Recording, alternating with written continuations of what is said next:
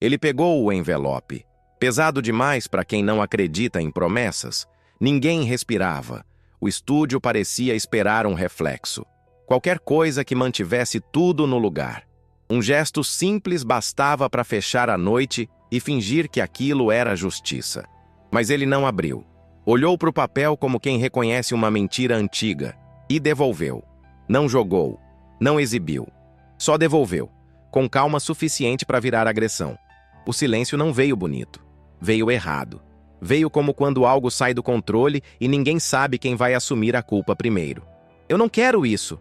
A frase caiu seca, sem música, sem efeito. Eu quero um prato de comida, porque eu ainda sinto fome. E amanhã continua igual. Aquilo não era ingratidão. Era sentença. Naquele segundo ficou claro. Ninguém ali estava ajudando ninguém. Estavam assistindo, consumindo, aplaudindo a miséria com iluminação profissional. E foi aí que o problema começou de verdade. Porque o envelope nunca foi o prêmio, o palco nunca foi ajuda. E o que ele fez ali não foi bonito, foi imperdoável. Eu estava lá, eu vi o que desligaram, eu ouvi o que não entrou no programa. E eu vou te contar tudo, mas não de uma vez. Porque a verdade dessa história não explode. Ela sangra devagar. Se inscreve no canal e compartilha agora. Não por apoio, por testemunho. Porque depois do que eu vou revelar, fingir que não viu não vai ser opção. Quando me chamaram para assistir a final no estúdio, nada pareceu fora do lugar. Era só mais uma noite montada para terminar do jeito certo. Luzes no ponto, equipe em movimento, tudo preparado para funcionar sem surpresa. Nada indicava conflito. Quando eu cheguei, o ambiente estava limpo demais, controlado demais. Pessoas andando rápido com fone no ouvido, maquiagem sendo corrigida antes mesmo de borrar, plateia recebendo instrução clara de quando reagir. Cada detalhe ajustado para não escapar. Tudo ali existia para manter a ordem. Foi então que eu vi ele. Não no centro, não em destaque. Num canto, quase encostado na parede, segurando uma sacola de plástico velha. Não como acessório, como âncora. A roupa simples destoava do resto. O corpo encolhido não por nervosismo, mas por hábito. Hábito de quem aprende cedo que ocupar espaço incomoda. Ninguém olhava direto. Os olhos passavam por cima, desviavam, seguiam adiante. Ele estava presente, mas fora da conta. Como se não estivesse previsto. Eu ouvi os comentários porque ninguém se preocupou em esconder. Esse aí não dura 10 segundos. Só botaram para comover. Não era deboche. Era certeza. A certeza confortável de quem já decidiu o valor de alguém antes de ouvir a voz. Eu quase aceitei aquilo como parte do cenário. Até que ele levantou o rosto. Olhou na minha direção. Não pediu nada. Não demonstrou nada. O olhar estava quieto demais. Firme demais. Um tipo de calma que não combina com quem deveria estar nervoso. Ali, alguma coisa saiu do eixo. Porque ele não parecia perdido. Não parecia deslocado. Parecia fora do roteiro. E naquele momento, antes de qualquer música, antes de qualquer apresentação, ficou claro para mim. Aquilo não ia terminar como o programa esperava. Não porque ele fosse fraco, mas porque ele não parecia disposto a colaborar. E quando alguém entra num sistema sem colaborar, o problema nunca é pequeno. Você já reparou como a produção gosta de alguém que vem com a dor organizada? Foto chorando, música triste, depoimento recortado para caber no tempo. Eles não querem a pessoa, querem o arco. Começo, meio, superação. Tudo pronto antes da voz sair. Com ele, não tinha nada disso. Nenhum vídeo, nenhuma legenda pronta, nenhuma história explicável. Eu ouvi uma produtora reclamar irritada, num corredor apertado, como quem perdeu uma peça importante do quebra-cabeça. Ele não fala da vida. Responde curto, não entrega nada. E aquilo me chamou a atenção. Porque me diz, quem não entrega nada, o que está escondendo? Ou melhor, o que está se recusando a vender? Eu fui chegando mais perto, não por pena, por desconfiança. Eu queria ver esse cara que não transformava a própria vida em mercadoria. Esse cara que não facilitava o trabalho de ninguém. Quando cheguei perto, perguntei a coisa mais básica possível, quase automática. E aí... nervoso? Ele deu um meio sorriso. Pequeno. econômico, como quem já aprendeu a não desperdiçar gesto. Eu já disputei saco de lixo com o caminhão chegando. Isso aqui é só luz. Eu ri sem querer. E parei no meio do riso, porque não tinha graça nenhuma. Era uma resposta que não pedia reação, não pedia aplauso, não pedia compaixão. Era só um fato. E você sabe como fatos, às vezes, machucam mais do que confissão. Aí eu perguntei, qual seu nome? Ele demorou 1 segundo a mais do que o normal, um atraso quase invisível. Como se o nome fosse algo que raramente chamam. Como se ele precisasse decidir se valia a pena dizer. Eu sou o Zé. Aqui eles me chamam de o Catador. Você já sentiu o peso disso? Quando o nome some e sobra só a função.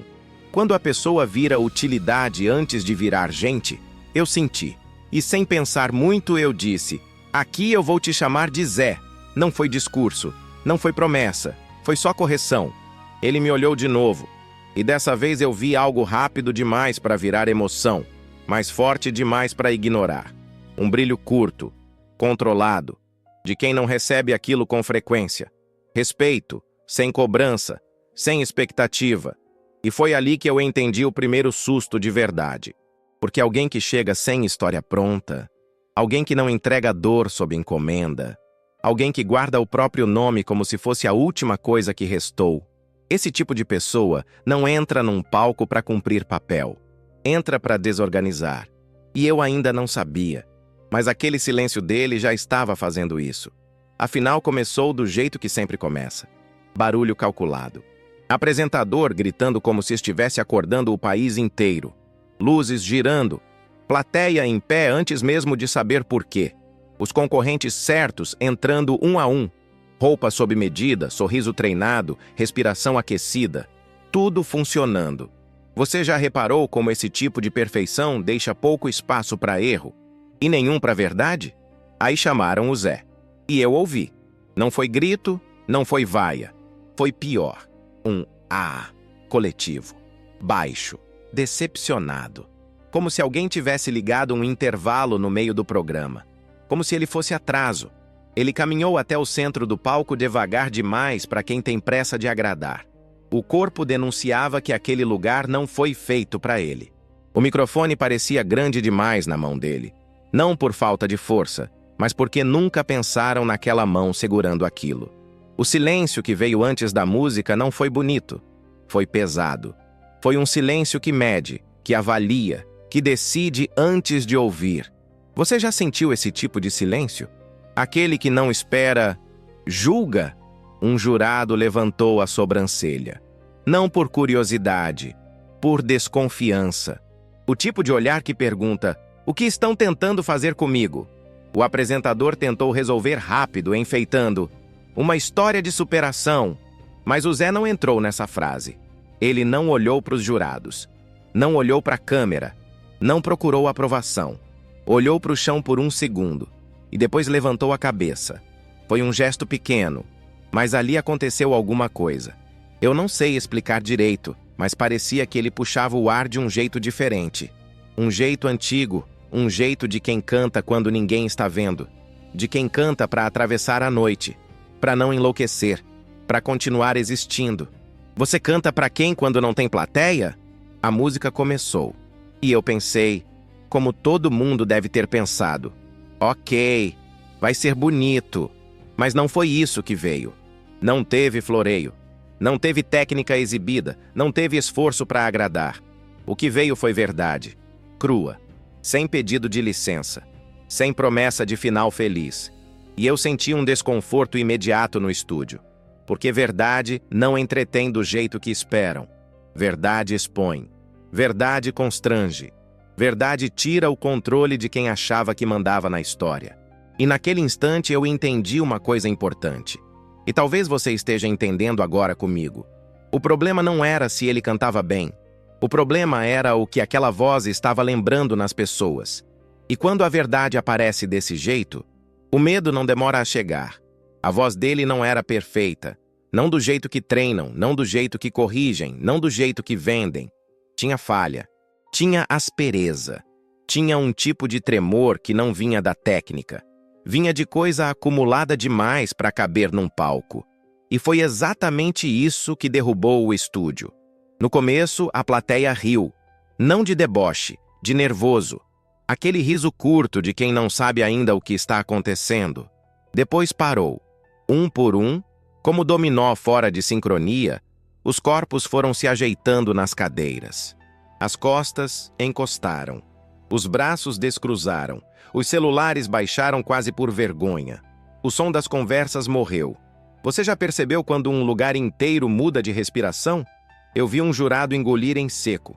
Não foi emoção, foi alerta. Vi outro descruzar os braços devagar, como se o corpo tivesse entendido antes da cabeça. Isso aqui não é seguro. E aí aconteceu o detalhe que ninguém comenta, mas que muda tudo. O Zé não cantava para a plateia. Ele cantava olhando para frente, mas não para nós. O olhar atravessava o estúdio. Fixo, direcionado. Como se tivesse alguém ali. Alguém que não estava mais. Você já viu alguém cantar assim? Como se estivesse falando com uma pessoa específica, num lugar que não existe mais, numa conversa atrasada no tempo? Eu senti isso na hora. A música não era performance, era diálogo. E a gente não tinha sido convidado. A gente estava espionando. E foi aí que o desconforto bateu em mim de verdade. Porque eu não estava assistindo entretenimento. Eu não estava avaliando talento. Eu estava invadindo um pedaço da vida de alguém, ao vivo. E isso pesa. Me fez pensar numa coisa que talvez esteja passando pela sua cabeça agora também. Quantas vezes a gente aplaude uma dor sem perguntar o preço que ela cobra de quem sente? Quantas vezes a gente chama de emocionante aquilo que na verdade é sobrevivência? Enquanto ele cantava, eu tive a sensação estranha de que o estúdio inteiro estava sendo lembrado de algo que preferia esquecer. Algo que não cabe em nota, nem em jurado, nem em final feliz. E talvez por isso tenha ficado tão quieto.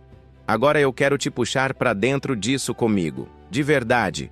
Comenta aqui embaixo. Qual foi a primeira vez que você viu alguém invisível ser ouvido de verdade?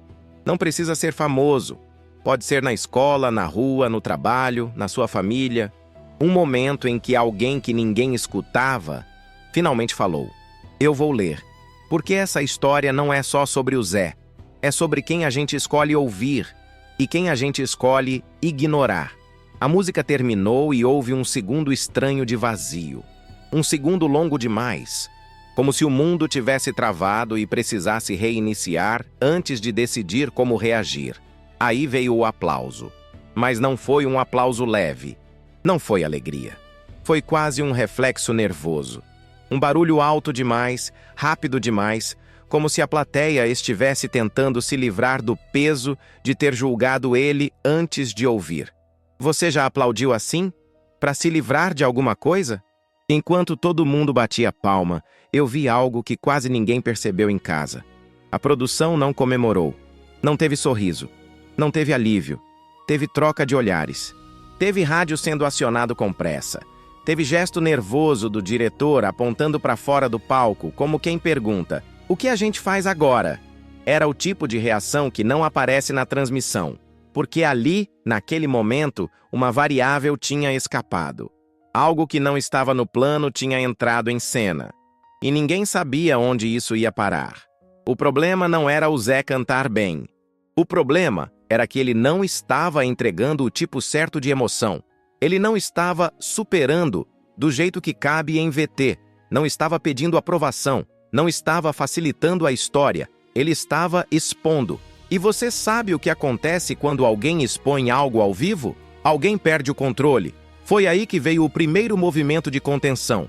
Pequeno, quase invisível para quem assistia de casa. Quando o jurado falou, a intenção não era comentar a apresentação. Era enquadrar. Parabéns! Isso foi lindo! Uma lição de vida! Era uma tentativa clara de transformar aquilo em produto. De fechar a ferida rápido, antes que sangrasse demais. Mas o Zé não acompanhou. Sem elevar a voz, sem ironia, ele respondeu: não é lição, é só minha vida. E pronto. A plateia riu. Um riso curto, incerto. Aquele riso que pede permissão. O jurado sorriu também, tentando manter o personagem, tentando puxar o clima de volta para o trilho. Mas já era tarde, porque naquele instante eu entendi uma coisa que talvez você esteja entendendo agora comigo. Eles não estavam emocionados, estavam assustados. Assustados porque honestidade ao vivo não se edita, não se corta, não se corrige na pós-produção. E quando alguém decide ser honesto num lugar feito para controlar a narrativa, o medo não demora a aparecer. Não do lado do palco, mas atrás dele. O programa seguiu, como se nada tivesse acontecido. Outros concorrentes entraram e cantaram muito bem. Bem demais. Voz limpa, efeito no ponto certo, coreografia ensaiada, emoção calculada. Tudo funcionando como deveria funcionar. Mas soava vazio. Não por culpa deles. Era outra coisa. Depois de ouvir o Zé, alguma régua tinha mudado. O que antes impressionava agora só cumpria tabela. Técnica virou técnica. Bonita, correta, insuficiente. Você já sentiu isso? Quando algo verdadeiro passa e tudo que vem depois parece cópia? Quando anunciaram os finalistas, o nome dele apareceu. E o aplauso veio automático. Já não era surpresa. Era confirmação. Foi nesse momento que aconteceu a cena que me fez tremer. Não no palco, não na transmissão, no canto, fora do foco. Um homem de terno se aproximou do Zé. Daqueles homens difíceis de definir. Não era artista, não era jurado, não era apresentador. Mas todo mundo abria espaço quando ele passava. Ele encostou perto demais. Falou baixo. Baixo o suficiente para parecer conversa normal. Eu estava perto o bastante para ouvir um pedaço. Se você ganhar, tem que agradecer do jeito combinado. Tem uma fala pronta. Você percebe o detalhe? Não era sugestão, era instrução. O Zé não respondeu, não discutiu, não questionou. Só olhou para o homem como quem olha um muro, sem reação, sem submissão. O homem insistiu. A voz ficou mais fria, menos cordial.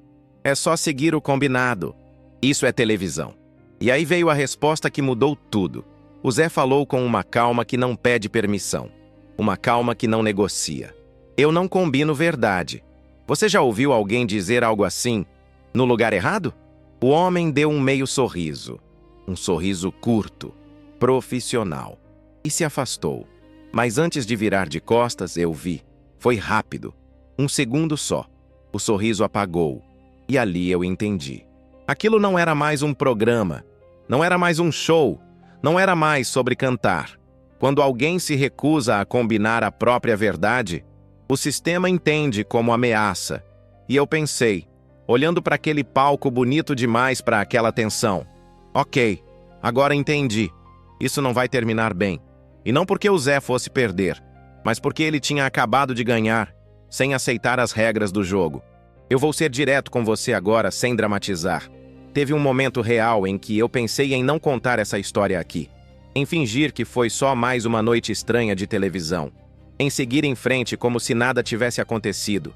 Porque quando a narrativa escapa da mão certa, gente grande se incomoda. E gente grande não costuma pedir com educação.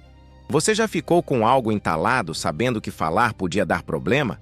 Já sentiu aquele aviso silencioso dizendo, melhor deixar quieto? Eu senti isso. Mas se você está aqui comigo agora, é porque eu resolvi falar mesmo assim. Não tudo de uma vez, não jogando bomba, mas contando do jeito que aconteceu, do jeito que não foi feito para ir ao ar. E é aqui que eu preciso de você, não depois, não no final. Agora, se inscreve no canal. Não é número, é posição. É você dizendo, eu vou até o fim, eu não vou piscar quando ficar desconfortável. Porque quando eu chegar na parte do envelope, e eu vou chegar, você vai entender por que eu tô pedindo isso desse jeito. Porque essa história muda de nível. E porque depois disso não tem mais volta para ninguém que entendeu. Aqui não é sobre passar o tempo. Não é sobre entretenimento confortável. Aqui é sobre acordar enquanto ainda dá.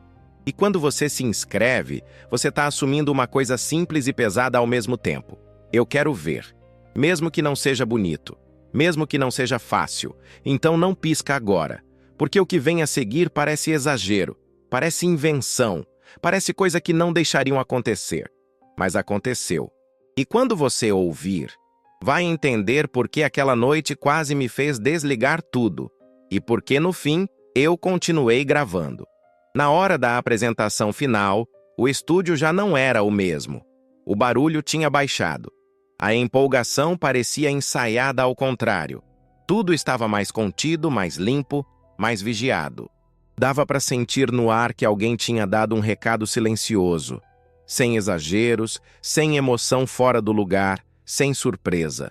Você já entrou num ambiente assim, onde ninguém diz nada, mas todo mundo sabe o que não pode acontecer? E o Zé estava diferente, mais quieto, não tenso, quieto. Um silêncio que não vinha de medo, mas de cálculo, como quem entende que está sendo observado o tempo inteiro. Eu percebi um detalhe que quase passou batido. Colocaram ele num camarim separado, distante, sem circulação, sem conversa. Não era cuidado, era contenção. Eu tentei me aproximar. Nem cheguei perto. Um segurança me barrou com educação demais para ser casual. Orientação da produção. Você percebe quando a palavra orientação vira ordem? A mesma produção que antes implorava por história agora queria distância. Porque o Zé tinha deixado de ser personagem. Tinha virado risco. Uma variável que ninguém conseguia prever. Quando ele entrou no palco para a final, deu para sentir o esforço de controle. Escolheram uma música segura, bonita, conhecida. Uma daquelas que cabem perfeitamente no molde do programa. Nada que abrisse margem. Nada que saísse do tom. Tudo indicava que agora ia dar certo. Mas aí o Zé fez uma coisa simples e devastadora. Ele começou cantando exatamente a música escolhida, do jeito esperado, do jeito certo. E no meio, mudou. Mudou a melodia primeiro, quase imperceptível. Depois a letra. Não para algo proibido, não para algo escandaloso, mas para algo que não estava combinado. Você já viu alguém assumir o controle assim, sem pedir autorização? Foi como se ele dissesse, sem falar: eu vou até aqui com vocês. Daqui para frente sou eu. Eu ouvi xingamento baixo vindo da produção. Vi o diretor gesticular com urgência, como quem tenta apagar um incêndio com sinais de mão. Mas não adiantou. O Zé continuou, sem olhar para jurado, sem procurar câmera, sem ajustar nada para agradar. Ele cantava como se soubesse que aquele era o único espaço que ainda tinha, e que parar não era opção. E ali ficou claro para mim. Talvez esteja ficando para você agora. Eles achavam que estavam protegendo o Zé, mas na verdade, estavam tentando se proteger dele. E quando alguém canta desse jeito, não é o palco que sustenta a pessoa, é a pessoa que sustenta o palco. Teve um trecho em que ele baixou a voz. Não foi efeito, não foi técnica, foi escolha. Ele cantou quase sussurrando, como se não precisasse mais disputar atenção. E foi aí que a câmera fez algo automático. Buscou reação. Ela fechou no rosto de um jurado específico. Aquele jurado conhecido por ser duro, por não se abalar, por cortar histórias no meio sem pedir desculpa. E eu vi a lágrima. Mas não era aquela lágrima aceitável. Não era emoção bonita. Não era superação. Era pior. Era uma lágrima deslocada, pesada. Aquelas que vêm quando algo antigo volta sem pedir licença. Algo mal resolvido. Algo que ficou guardado tempo demais. O jurado tentou segurar. Piscou rápido. Endureceu o maxilar. Mas já tinha escapado. E eu pensei na hora. Que tipo de lembrança uma música precisa tocar para quebrar alguém assim? Porque aquilo não era empatia. Era reconhecimento. Naquele instante eu entendi uma coisa importante. O Zé não estava cantando só a própria história. Ele estava puxando fios soltos dentro das pessoas. Fios que ninguém ali esperava revisitar num programa de domingo à noite. Você já sentiu isso com uma música? Aquela sensação de que ela não te dá escolha? Ou você enfrenta o que veio? Ou muda de lugar para respirar? Eu vi outros rostos no estúdio mudarem também. Gente desviando o olhar. Gente ficando rígida demais. Como se algo tivesse sido ativado sem aviso. E isso é perigoso. Porque quando uma música começa a fazer isso, ela deixa de ser apresentação, vira gatilho, vira espelho, vira pergunta sem resposta. Agora eu quero te puxar para dentro disso comigo. Comenta aqui embaixo. Qual música já te pegou assim, do nada, e te fez lembrar de algo que você preferia não lembrar? Não precisa explicar. Não precisa se expor. Às vezes, só escrever o nome da música já diz tudo. Esse espaço aqui aguenta. Porque essa história não é só sobre o que foi cantado no palco. É sobre o que acordou em quem estava ouvindo. Quando anunciaram o vencedor, eu juro, o estúdio explodiu. Mas não foi só alegria. Foi alívio. Um alívio quase físico. Como se todo mundo pudesse finalmente respirar e dizer: pronto, deu certo. Fecha a história. Você já percebeu quando a comemoração vem mais do medo acabar do que da vitória existir? A plateia aplaudia em pé. A produção se abraçava como quem cumpre uma missão. Não era orgulho, era sensação de dever resolvido.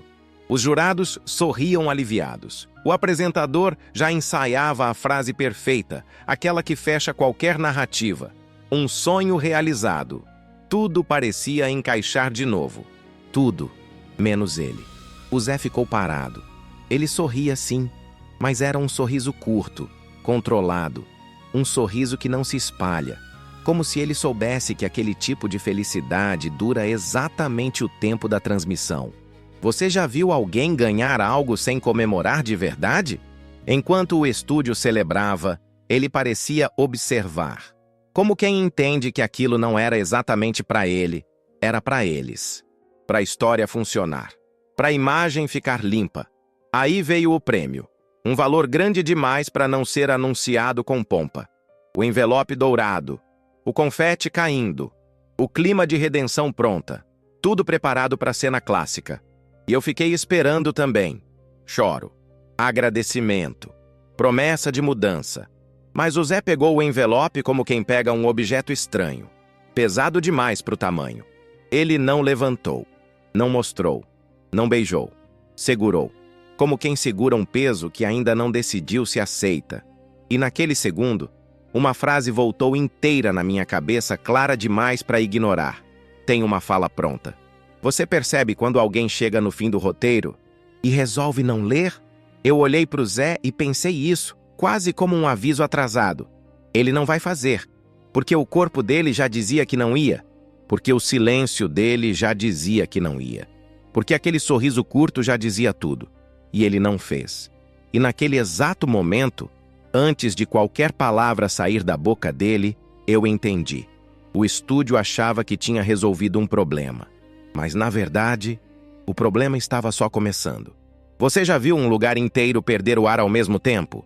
Não foi silêncio bonito. Foi suspensão. Como se ninguém soubesse qual era o próximo movimento permitido. O apresentador estendeu o envelope. O Zé pegou. A mão tremia um pouco, sim. Não de emoção, mas de peso. Peso de decisão. Ele não abriu. Ficou olhando para o papel como quem reconhece uma coisa que já viu dar errado antes. E então devolveu. Sem gesto teatral. Sem explicação. Sem pedido de desculpa. Devolveu como quem devolve algo que nunca foi dele. A plateia começou a aplaudir por reflexo. Um aplauso curto, desorganizado. E parou. Porque ninguém sabia o que aquilo significava. Se era coragem, se era erro, se era ataque. Você já ficou num lugar em que ninguém sabe se deve reagir ou se esconder? O sorriso do apresentador quebrou no meio do rosto. Ele tentou segurar o controle com a única pergunta que tinha naquele momento. Mas por quê? E aí veio. Não ensaiado. Não filtrado. Não negociável. Dinheiro não resolve a noite. Eu quero um prato de comida. Porque eu ainda sinto fome. E amanhã continua igual. Não foi discurso. Foi constatação. E antes que alguém tentasse enquadrar aquilo como lição, ele completou, olhando para todos os lados. Jurados, plateia, país. Vocês vão dormir e eu vou procurar um lugar que não me expulse. Ali, a fantasia caiu inteira. Não dava mais para fingir que aquilo era só um programa. Não dava mais para fingir que a vitória resolvia alguma coisa. Não dava mais para fingir que aquele palco tinha salvado alguém. Eu senti um desconforto físico. E talvez você esteja sentindo agora também. Porque aquela frase não acusava só o estúdio. Acusava quem estava assistindo. Acusava quem estava confortável. Agora eu quero saber de você, Sem resposta bonita, sem resposta certa. O que você teria feito se estivesse ali? Aplaudido por reflexo? Ficado com raiva? Desconfortável demais para reagir? Em silêncio, fingindo que não era com você? Comenta. De verdade. Porque esse momento divide as pessoas. E a forma como você lê essa cena diz muito sobre de que lado do silêncio você costuma ficar. A televisão fez exatamente o que sempre faz quando perde o controle. Cortou, sem aviso, sem transição elegante. Jogou vinheta, propaganda, qualquer coisa que comprasse alguns segundos de esquecimento. Tempo suficiente para fingir que nada grave tinha acontecido. Você já reparou como o silêncio some rápido quando incomoda? Só que eu não estava em casa. Eu estava ali. E enquanto a transmissão tentava costurar a ferida, eu vi o que a câmera nunca mostraria. O homem de terno apareceu de novo. Rápido! Preciso! Sem o menor resquício de simpatia. O sorriso tinha sumido completamente. Ele chegou perto demais do Zé, quase encostando, falando baixo, como quem ameaça sem precisar elevar a voz. Você tá acabando com tudo. Não era pergunta, era acusação. E o Zé respondeu na mesma altura, sem recuar, sem subir o tom. Uma resposta que não busca vencer, busca expor. Tudo o quê? O show? Ou a mentira? Aquilo caiu como um tapa. O homem ficou vermelho. Não de raiva explosiva, de constrangimento, de alguém que foi pego no lugar errado da história. Um segurança se aproximou rápido demais. O tipo de movimento treinado para resolver problemas. E aí eu vi. Tentaram empurrar o Zé para fora. Não com violência aberta, com urgência disfarçada, como se ele fosse um erro de cena. Algo que precisava ser removido antes que contaminasse o resto. Você já viu alguém virar incômodo em tempo real? Foi nesse momento que algo virou dentro de mim. Um impulso seco, instintivo. Eu levantei. Não pensei em consequência. Só levantei. Fui na direção dele. E antes que eu chegasse perto, eu ouvi alguém da produção gritar. Alto demais para ser cuidado, rápido demais para ser pensado. Não toca nele, não fala com ele. Não era proteção. Era isolamento. Como se o Zé fosse contagioso. Como se a verdade tivesse cheiro. Como se bastasse ouvir mais um pouco para tudo ali desmoronar. Você já percebeu quando alguém tenta separar pessoas para separar ideias? Naquele instante, ficou claro para mim. Não era sobre controle de crise. Era sobre conter uma narrativa que tinha escapado. E talvez, só talvez, eles estivessem certos em ter medo. Porque depois do que ele disse no palco, ninguém ali saiu ileso. Enquanto o estúdio tentava normalizar o caos, eu vi o movimento mudar. Não no palco, nos cantos. Porta lateral abrindo. Gente entrando e saindo rápido demais para ser casual. Rádio apitando sem parar. Uma correria silenciosa, treinada, como quem sabe exatamente o que fazer quando algo foge do controle. E o Zé sumiu. Não foi gradual, não foi anunciado. Foi corte seco. 1 minuto ele estava ali. No seguinte, não estava mais. Você já sentiu aquele vazio imediato quando alguém desaparece de um lugar que ainda está cheio? Eu senti um frio no estômago, porque não era sumiço de celebridade. Não era alguém cercado de assessor, advogado, equipe.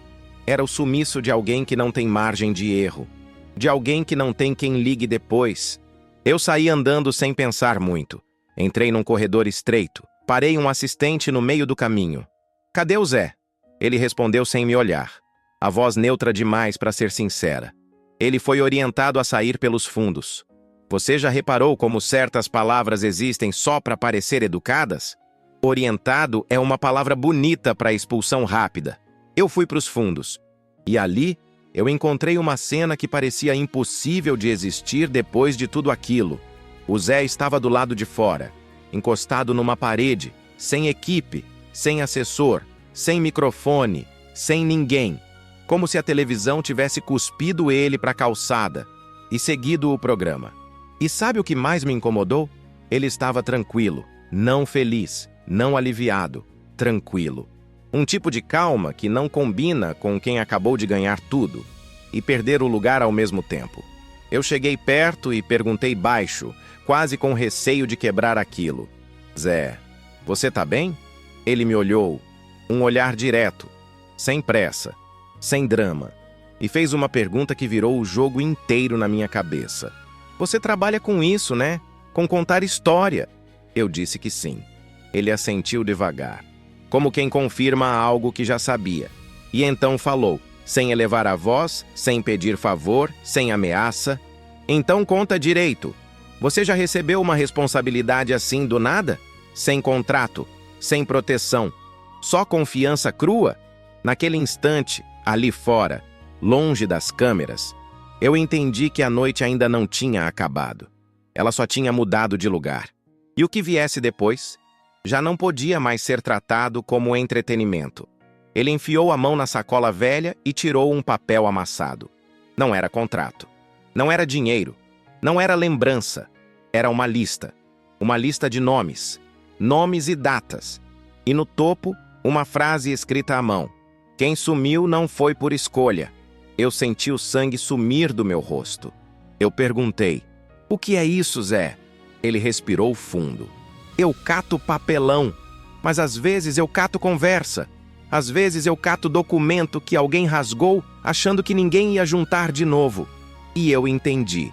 Ele não era só um catador. Ele era um arquivo ambulante do que a cidade tenta esconder. Ele continuou. Eu não fui naquele programa para ganhar. Eu fui para falar uma coisa. Só que se eu falasse do jeito direto, me calavam. Então eu cantei. E quando eu devolvi o prêmio, eles ouviram. Eu olhei a lista confuso e vi um nome que me deu um choque. Um nome que eu reconhecia. E eu travei. Agora eu preciso de você aqui comigo. Comenta uma palavra, só uma, que descreve o que você sentiria se recebesse uma lista assim, com nomes e datas do nada. Medo, raiva, nojo, tristeza? Eu quero medir o clima porque o próximo tópico é onde tudo fica realmente pesado. Eu vou te contar o que tinha naquele envelope. E eu preciso que você me ouça com calma, porque isso muda completamente a história. O prêmio não era só dinheiro. O prêmio era um pacote, um contrato, uma promessa. Dinheiro sim, mas junto vinha uma cláusula de imagem, uma cláusula de acompanhar a produção, uma cláusula de participação em campanhas e uma parte que ninguém fala. Silêncio. O Zé já tinha visto aquele tipo de papel antes. Não igual, mas parecido. Porque na lista que ele me deu, tinha nomes de gente que foi apagada depois de tentar falar. E sabe o nome que eu reconheci? O nome era do meu tio. Meu tio sumiu quando eu era criança. A família sempre disse que ele foi embora. Eu cresci com esse buraco mal explicado. Cresci com aquela sensação de assunto proibido na mesa. E ali, naquela lista, tinha o nome dele, com uma data que batia com a época em que ele desapareceu. Eu fiquei sem voz. Eu perguntei, Zé, de onde você tirou isso? E ele apontou para a cidade com um gesto simples, como quem aponta para o óbvio, do lixo de quem manda. Foi aí que eu entendi por que ele recusou o prêmio. Não foi humildade, não foi lição de moral, não foi ato poético, foi sobrevivência. Porque aceitar aquele envelope significava virar produto, virar campanha, virar vitrine, virar exemplo. E, principalmente, significava assinar um papel que transformava a história dele em propriedade de alguém. Só que o Zé não queria ser propriedade, ele queria ser pessoa. E a frase, amanhã continua igual, não era desistência, era um aviso. Vocês acham que um cheque resolve a existência? Não resolve. Naquela noite, ele usou o palco como megafone e devolveu a fantasia embrulhada de prêmio. E sabe o que foi a parte mais assustadora? Quando eu tentei falar com alguém da produção depois, no dia seguinte, todo mundo agia como se aquilo tivesse sido um momento bonito. E pronto. Eles tentaram transformar o choque em clipe motivacional. Só que eu tinha a lista. E eu tinha uma decisão. Eu podia guardar aquilo como segredo. E seguir minha vida, meu canal, meus vídeos, meu conforto. Ou eu podia fazer o que o Zé me pediu. Então conta direito. E é por isso que eu tô aqui, olhando para você agora, falando em primeira pessoa, sem trilha, sem maquiagem, para contar direito. Porque se a gente deixa a história virar só emoção de domingo, amanhã continua igual mesmo. E depois de amanhã também. Então eu vou te pedir tudo com toda a força. Se inscreve no canal agora, porque essa história não termina aqui e eu vou trazer as próximas partes com cuidado e coragem. E eu quero você comigo, porque quando a pressão vier, eu não vou estar sozinho. Compartilha esse vídeo com alguém que precisa ouvir isso. Alguém que ainda acredita que uma chance resolve tudo. Ou alguém que precisa ser lembrado de que dignidade não é prêmio, é direito. Deixa seu like para esse vídeo chegar em mais gente, porque o algoritmo não tem coração, ele só entende sinal. E isso aqui precisa alcançar quem nunca enxergou o invisível. Comenta uma coisa prática. Na sua cidade, qual é a realidade de quem vive na rua? Você vê políticas que ajudam ou só vê gente fingindo que não existe?